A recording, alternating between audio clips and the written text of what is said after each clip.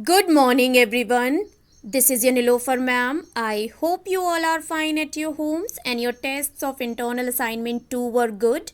So, as you all can see that from today we are starting the syllabus of internal assignment 3. Our subject is English grammar, and in today's video I will explain you worksheet 1 that is related to lesson 9 of English grammar. Topic of the lesson is modals.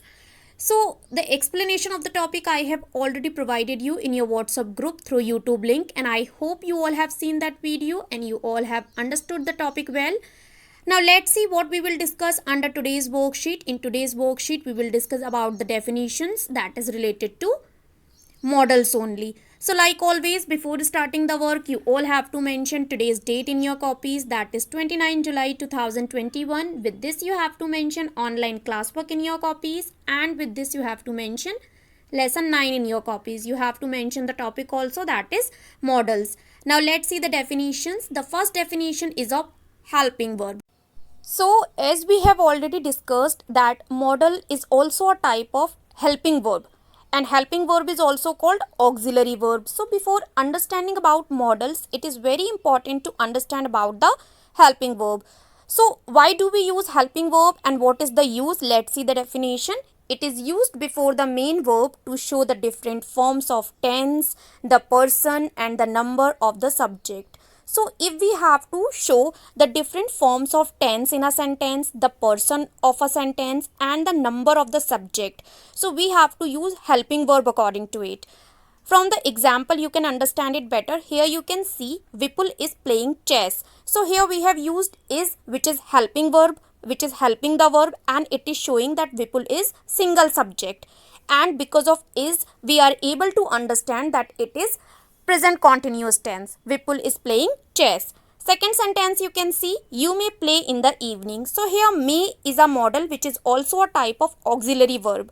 So here may is showing the permission. You may play in the evening. Second question is, how many kinds of auxiliary verbs, helping verbs are there? So after understanding about the helping verbs, we have to see that how many kinds of helping verbs are there. Let's see.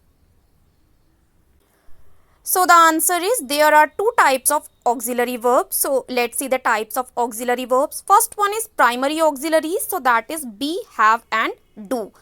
We have the forms of primary auxiliaries which I will explain you in this worksheet only. And the second type of auxiliary verb is modal auxiliaries, that is all types of modals. Now let's see the definition of primary auxiliaries. The verbs be, have and do are called primary auxiliaries which help us to show different tense forms, numbers and the persons of their subjects. They can be used as a main verb in a sentence. So the verbs like be, have and do, they are called primary auxiliaries, and we use them to show the different forms of tense, that the tense is simple present tense, present continuous tense, if we have to show the numbers and if we have to show the persons of the subject. So we use the primary auxiliaries, and they can be used as main verb also in a sentence. Although they are the helping verbs, but they can be used as a main verb also. Example you can see, I am reading an interesting book. So here you can see that am is showing the tense of the sentence, that is present continuous, and it is showing also that we are using the subject, that is I. Second, you can see I have 5 pencils. So have here it is showing that I is the plural subject. Now let's see the next question, that is primary auxiliaries verbs have different forms. So as I have already told you that primary auxiliaries verbs have different forms. So let's see the forms, that is present tense and past tense. So if we talk about be, so what are the verbs be, that is, am, are. So if we will change them into past, it will become was and were. Second one is have. So the present tense of have is has and have, and if we will change into past, it will become had.